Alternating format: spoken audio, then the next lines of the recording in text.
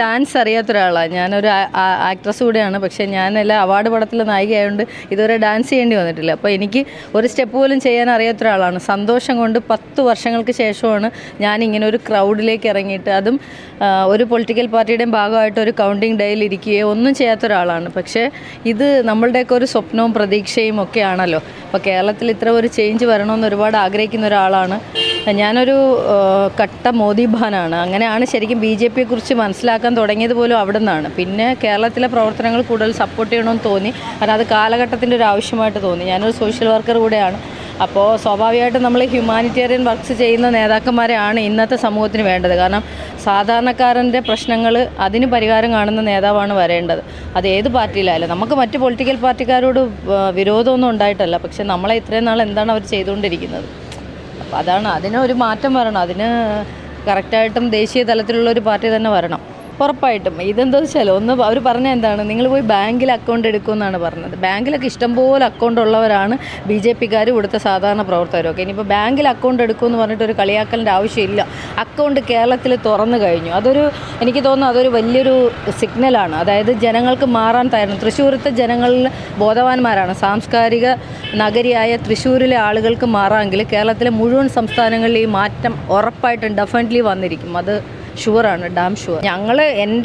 ഞാൻ വലിയൊരു political viewer അല്ലെങ്കിൽ പോലും എൻ്റെ ഒരു കാഴ്ചപ്പാടിൽ ഞങ്ങൾ ആലപ്പുഴ ശ്രീമതി ശോഭാ സുരേന്ദ്രൻ സുഹൃത്താണ്.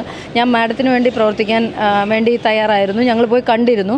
ഞങ്ങൾ കുറച്ച് വീടുകളിലൊക്കെ കയറിയിട്ടുണ്ടായിരുന്നു. അതുപോലെ മലപ്പുറത്ത് ഡോക്ടർ സലാമിന് വേണ്ടിയിട്ട്, അവിടെ മുസ്ലിം ഭൂരിപക്ഷമുള്ള ഏരിയയാണ്. മുസ്ലിം ലീഗിനും കോൺഗ്രസിനും ഒക്കെ വളരെയധികം പ്രാധാന്യമുള്ള സ്ഥലമാണ്. അവിടെ BJP പ്രവർത്തകരായിട്ടുള്ളവർ പോകാൻ പേടിക്കുന്ന സ്ഥലങ്ങളിൽ വളരെ ബാധിതമായിട്ടുള്ള മേഖലയിൽ ഞങ്ങൾ കുറച്ച് സ്ത്രീകൾ, അത് ഒരു ആർട്ടിസ്റ്റ് സംഘടനയാണ്, ജൂനിയർ ആർട്ടിസ്റ്റിൻ്റെ ഒരു സംഘടനയുണ്ട്, എയ്മ എന്ന് പറഞ്ഞിട്ട്. അവരുടെ നേതൃത്വത്തിൽ ഞങ്ങളൊരു ടീമായിട്ട് പോയി അബ്ദുൽ സലാം സാറിന് വേണ്ടി ഏകദേശം 500ഓളം വീടുകൾ ഞാൻ ഉൾപ്പെടെ ഒരു 3 days 4 days കൊണ്ട് കവർ ചെയ്തിരുന്നു.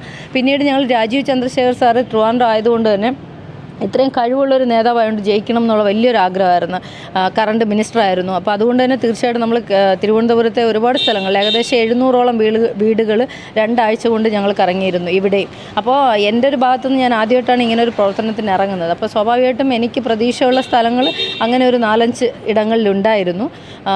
പിന്നെ സുരേന്ദ്രൻ സാർ ഉൾപ്പെടെയുള്ളവർ വയനാട്ടിലൊരു സാന്നിധ്യമാകുമെന്നൊക്കെ വിചാരിച്ചിരുന്നു. പലതും നമ്മളുടെ പ്രതീക്ഷയ്ക്ക് അപ്പുറം പോയി എന്നുള്ളതാണ്. രാജീവ് സാറിനെ ഫൈനൽ വരേക്കും നമ്മൾ പ്രതീക്ഷിച്ചിരുന്നു, അദ്ദേഹം പോയി. അനിൽ ആൻ്റണിയെ പ്രതീക്ഷ ഉണ്ടായിരുന്നു, അദ്ദേഹം പോയി. അപ്പോൾ അതൊക്കെ ഈ പരമ്പരാഗത വോട്ട് മാർഗ്ഗങ്ങളുണ്ടല്ലോ, അതൊക്കെ ഒന്ന് മാറി വരാനായിട്ട് കുറച്ച് സമയമെടുക്കും. പക്ഷേ ജനങ്ങളൊന്ന് ചിന്തിക്കണം, നമ്മൾക്ക് വികസനം വേണം. പാർട്ടി വിട്ടേക്കും. നമ്മൾ ഈ പാർട്ടിയുടെ തുമ്പ് പിടിച്ച് പോകുന്നതുകൊണ്ടാണ് ഈ കൊടിയുടെ നിറം നോക്കിയിട്ട് വോട്ട് ചെയ്യുന്നത് വേറെ എന്തോ കാര്യത്തിനാണെന്നുള്ളൊരു ധാരണ എന്ന് മനുഷ്യന് മാറുന്നോ അന്ന് മാത്രമേ നാടിന് വികസനം ഉണ്ടാവുള്ളൂ. കാരണം അതല്ല, നമ്മുടെ ചുറ്റിനുള്ള ആളുകളുടെ ദൈനംദിന ജീവിതത്തിന് ആരാണോ ഹെൽപ്പ് ചെയ്യുന്നത്, അതിനി കമ്മ്യൂണിസ്റ്റ് ആണോ കോൺഗ്രസ് ആണോ BJP ആണോ, ആരാണോ നിങ്ങൾക്ക് ഉപകാരപ്പെടുന്നത് അവർക്ക് വോട്ട് കൊടുക്കാൻ പഠിക്കുക. കാരണം ഇത്രയും നാൾ നമ്മൾ കേന്ദ്രഭരണം മാത്രം എടുത്താൽ മതി. പഴയ കാലത്ത് നമ്മളെ പറ്റിക്കായിരുന്നു. അന്നെന്ന് വെച്ചാൽ ഒരു സോഷ്യൽ മീഡിയ ഒന്നുമില്ല, നമുക്ക് കാര്യങ്ങൾ അറിയാൻ പറ്റില്ല. അപ്പം ഒരു കവലയിൽ ഒരു മൈക്ക് കെട്ടി ഒരു സൈക്കിളിലോ അല്ലെങ്കിൽ ഒരു സ്കൂട്ടറിലോ ഒരു ഓട്ടോയിലോ ഒക്കെ ആയിരിക്കും ഇതിനെക്കുറിച്ച് പറയുന്നത്. ഈ കവലപ്രസംഗങ്ങൾ കേട്ടിട്ട് സാധാരണക്കാർ വിശ്വസിച്ചുകൊണ്ടിരുന്ന പല മണ്ടൻ കാര്യങ്ങളുമുണ്ട്. ഇന്ന് അതല്ല, ഇന്ന് അപ്ഡേഷനാണ്. നമ്മുടെ വിരൽത്തുമ്പിൽ കേന്ദ്ര സർക്കാർ ഓരോ മിനിറ്റിലും എന്താണ് ചെയ്തുകൊണ്ടിരിക്കുന്നത്, എന്താണ് അപ്ഡേഷൻ, എന്താണ് പ്രോഗ്രസ്, നാഷണലി എന്താണ്, ഇൻ്റർനാഷണലി എന്താണ് ഇന്ത്യയുടെ സ്ഥാനം, എന്താണ് ഇന്ത്യയുടെ ഡെവലപ്മെൻ്റ് എന്ന് കറണ്ടിൽ ഏതൊരു കൊച്ചു കുഞ്ഞിനും, ഒരു അക്ഷരം അറിയുന്ന ഏത് കൊച്ചു കുഞ്ഞിനും നമ്മളുടെ വിരൽത്തുമ്പിൽ കാര്യങ്ങൾ കിട്ടിക്കൊണ്ടിരിക്കുകയാണ്. അപ്പോൾ നമ്മളെ ഇനി പറ്റിക്കാൻ ആർക്കും പറ്റത്തില്ല. അപ്പോൾ അതുകൊണ്ട് തന്നെ ഈ മോദി വിരുദ്ധരായിട്ടുള്ള ആളുകൾ പറയുന്നതിനെക്കുറിച്ച് നമുക്കൊന്നും പറയാനില്ല. അവർ നമ്മുടെ നാടിനെ തകർത്തുകൊണ്ടിരിക്കുകയാണ്. കാരണം കേരളം വികസിക്കണം അല്ലെങ്കിൽ ഇന്ത്യ വികസിക്കണം, നമ്മുടെ നാടിന് എന്തെങ്കിലും ഗുണമുണ്ടാവണമെന്ന് ചിന്തിക്കുന്നവർ പാർട്ടി മാറ്റി വെച്ചിട്ട് ഇതുപോലുള്ള നല്ല നേതാക്കന്മാരെ ജയിപ്പിക്കണം എന്നുള്ളൊരു ആഗ്രഹമുണ്ട്. BJP നമ്മൾ ഉദ്ദേശിക്കുന്ന ലെവലിലല്ല. ഈ 88 ടീം, അതായത് വലിയ പാർട്ടികൾ ഉൾപ്പെടെ ചെറുകിട പാർട്ടികൾ ഉൾപ്പെടെ നക്സലൈറ്റ് ടീമുകൾ ഉൾപ്പെടെ 88ഓളം ഡിഫറൻറ്റ് ഗ്രൂപ്പുകൾ ഒറ്റയ്ക്ക് നിന്ന് പോരാടിയിട്ട് മോദിയുടെ എവിടെയെങ്കിലും തൊടാൻ പറ്റുമോ? തൊടാൻ പറ്റൂല. തൊടാൻ പറ്റില്ല, ജനങ്ങൾ ഏറ്റെടുത്ത് കഴിഞ്ഞാൽ. അതേപോലെ സുരേഷ് ഏട്ടൻ പറഞ്ഞ എന്താണ്, നിങ്ങൾ തൃശ്ശൂർ തന്നു, ഞാനത് നെഞ്ചിലേറ്റെടുക്കുന്നു, അത് തലയിലേറ്റി നടക്കുന്നു. അങ്ങനെ ഒരു പൊതുപ്രവർത്തനം പറയണമെങ്കിൽ ജനങ്ങളെയാണ് അദ്ദേഹം തലയിലേറ്റാന്ന് പറയുന്നത്. ചെമ്പ് ഗോപി എന്തൊക്കെ പറഞ്ഞിരുന്നു, പിത്തള ഗോപി, ഇതൊന്നും അല്ല, ഡയമണ്ട് ഗോപി എന്ന് ഉറപ്പിച്ചിരിക്കുകയാണ്. സുരേഷ് ഏട്ടൻ പൊന്മുത്താണെന്ന് പറഞ്ഞാൽ പൊന്മുത്ത് തന്നെയാണ്. അങ്ങനെ ജയിച്ചുകൊണ്ട് തൃശ്ശൂർക്ക് മാത്രമല്ല കേട്ടോ, നമുക്ക് ഗുണമുണ്ടാവും. ഇത് സുഖിപ്പിക്കാൻ പറയുന്ന ഡയലോഗ്സും കാര്യങ്ങളൊന്നും നമ്മുടെ മനസ്സിൽ തട്ടി പറയുന്ന കാര്യം തന്നെയാണ്.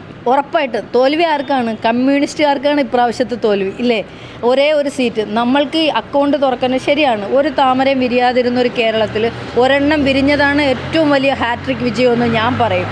യഥാർത്ഥത്തിൽ ഇവിടെ ഇപ്പം ഈ കേരള ഭരണത്തിനെതിരായിട്ടുള്ള ഒരു അലയൊലിയാണ് ഇപ്പോഴത്തെ നമ്മുടെ പാർലമെൻറ്റ് ഇലക്ഷനിൽ പോലും കണ്ടിരിക്കുന്നത്. പിണറായി സർക്കാരിൻ്റെ ദയനീയ പരാജയം തന്നെയാണ്. അത് പറയാൻ നമുക്ക് ആർക്കും ഒരു നാണക്കേടില്ല. നമ്മളൊക്കെ സഖാക്കന്മാരുടെ മകളൊക്കെയാണ്. പക്ഷേ സത്യമായിട്ട് പറഞ്ഞേ പറ്റുള്ളൂ, പിണറായി സഖാവിനെ പോലെയുള്ള ആളുകൾ ഈ കേരള നേതൃത്വത്തിലൊക്കെ ഇരിക്കുന്ന സമയത്തോളം നമുക്ക് ഒരു വികസനം ഉണ്ടാവില്ല. ഇനി ഈ പാർട്ടി താഴ്ന്നുകൊണ്ടേ പോവുള്ളൂ, അത് ഉറപ്പാണ്. കാരണം ഒറ്റ സീറ്റിലാണ് അവർ നിൽക്കുന്നത്.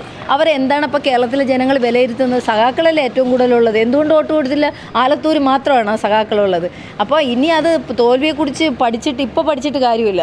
നേരത്തെ ഇതൊക്കെ മനസ്സിലാക്കണമായിരുന്നു സഖാവ് പിണറായി.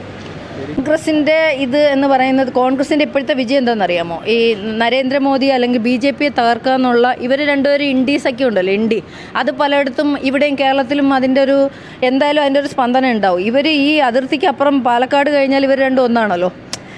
പിന്നെ ഇവിടെ കോൺഗ്രസിനെയും കമ്മ്യൂണിസ്റ്റിനെയും അങ്ങോട്ടും ഇങ്ങോട്ടും ഒരേ ചെയറിലിരുന്ന് കുറ്റം പറയും. ഇവിടുന്ന് അങ്ങോട്ട് ഡൽഹിക്ക് കയറിയാൽ അവർ മച്ചാനുമാണ്. എന്ത് വൃത്തികെട്ട കളികൾ കളിക്കാൻ അവർ രണ്ടുപേരും ഒന്നാണ്. അപ്പോൾ ഇപ്പോൾ UDF വിജയിച്ചെന്ന് പറയുന്നത് ഇവിടുത്തെ ഈ വൃത്തികെട്ട കളിയുടെ ഭാഗമായിട്ടുള്ള വിജയം മാത്രമാണ്. അത് യഥാർത്ഥത്തിലുള്ളൊരു വിജയമായിട്ടൊന്നും ആരും ആഘോഷിക്കേണ്ട. ഇത് BJP സർക്കാരിൻ്റെ അല്ലെങ്കിൽ നരേന്ദ്രമോദി സർക്കാരിൻ്റെ NDA സർക്കാരിൻ്റെ വിജയം തന്നെയാണ്. അത് 100% ഉറപ്പാണ്. ഞാൻ നിഷ്പക്ഷമായിട്ട് പറയുകയാണ്. ഞാൻ പാർട്ടിയിലുള്ള ആളല്ല, ഞാൻ പാർട്ടിയിൽ ജോയിൻ ചെയ്തിട്ടില്ല, ഒഫീഷ്യലി ഞാനൊരു മെമ്പറല്ല. പക്ഷേ നല്ലതിനെ പ്രൊമോട്ട് ചെയ്യുക എന്നുള്ളൊരു ഉദ്ദേശം മാത്രമേ ഉള്ളൂ. വേറെ ഒരു പാർട്ടിയെ നമ്മൾ നോക്കിയിട്ട് കാണുന്നില്ല. നിങ്ങളെന്തെങ്കിലും നല്ലത് ചെയ്ത് ഇനിയൊരു പുതിയ പാർട്ടി വന്ന് നല്ലത് ചെയ്താൽ ചിലപ്പോൾ നമ്മുടെ മനസ്സ് അതിലേക്ക് പോകും. പക്ഷേ ഇപ്പോൾ ഈ പ്രസൻറ്റിൽ നമ്മൾ ജീവിക്കുന്ന ഈ കാലഘട്ടത്തിൽ NDA സർക്കാർ തന്നെയാണ് ഇനി വിജയിക്കാൻ പോകുന്നത്. അടുത്ത നിയമസഭാ ഇലക്ഷനിൽ നമുക്ക് കാണാം. ഇനി വരുന്ന ഇവിടുത്തെ എല്ലാ കൗൺസിലറാവാനുള്ള മത്സരങ്ങളുണ്ടല്ലോ, നമ്മുടെ മുനിസിപ്പൽ ഇലക്ഷനുകൾ, പഞ്ചായത്ത് ഇലക്ഷനുകൾ, വിവിധ സൊസൈറ്റിയിലേക്കുള്ള ഇലക്ഷനിലൊക്കെ ഇത് പ്രതിഫലിക്കും, ഉറപ്പാണ്. ജനങ്ങളെല്ലാവരും കൂടെ, തൃശ്ശൂർ ജനങ്ങളുടെ വിവേകം. ഇപ്പോൾ ഒരുപാട് പേര് പറയുന്നുണ്ടല്ലോ, തൃശ്ശൂർ ചാണകത്തി വീണേ, സംഖ്യകളെല്ലാം കൂടെ മണ്ടരായേ, സുഡാപ്പി, അത് ഇതെന്നൊക്കെ പറഞ്ഞിട്ട് കുറേ കമ്മി കിങ്ങി കൂട്ടങ്ങളൊക്കെ കരയുന്നുണ്ട്. ഈ കരച്ചിലും മെഴുകലും ഒക്കെ വെറുതെയാണ് സഹോദരങ്ങളെ, ഒരു കാര്യമില്ല. കാരണം കേരളം മാറാൻ പോവുകയാണ്. തൃശ്ശൂരിലെ ജനങ്ങൾക്ക് വിവരമുള്ളത് കൊണ്ട് തന്നെയാണ്. തൃശ്ശൂർ പൂരം മുടക്കിയ ആളുകളാണ്, ഇല്ലേ? തൃശ്ശൂർ പൂരം എന്ന് പറയുന്നത് എല്ലാ മലയാളികളുടെ, ഇന്ത്യക്കാരുടെ എല്ലാ മലയാളികളുടെ ഒരു വികാരമായിരുന്നു. അതിനെ തകർക്കാൻ കൂട്ടുനിന്ന ഒരു സർക്കാരും അതിൻ്റെ ആളുകളും അടക്കമുള്ള ആളുകൾ പരിതപിക്കേണ്ട കാലം വന്നു കഴിഞ്ഞു. ഉറപ്പായിട്ട് മാറ്റം ഉണ്ടാകും. ഇനി വരുന്ന അടുത്ത ഇലക്ഷനിൽ നമുക്കത് കാണാം.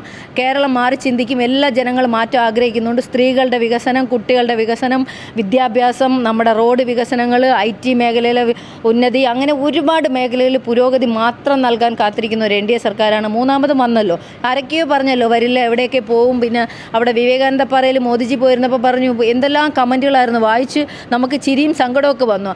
പിന്നെ ഒന്നുകൂടെ സുനാമി വന്നില്ലല്ലോ, ആ പാറ താഴോട്ട് പോയില്ലല്ലോ, ഇനി ഒരിക്കലും നിങ്ങൾ തിരിച്ച് ഡൽഹിക്ക് പോകേണ്ട, ആ പാറയിൽ തന്നെ അങ്ങനെ പ്രതിമയായിട്ട് സമാധി ഇരുന്നോ എന്നൊക്കെ പറഞ്ഞ് കളിയാക്കിയതാണ്. എന്തുട്ടാണ് സഹോദരങ്ങളെ, ഒരു കാര്യം നടന്നില്ല. നിങ്ങളെ മെഴുകൽ മാത്രമേ നടന്നുള്ളൂ.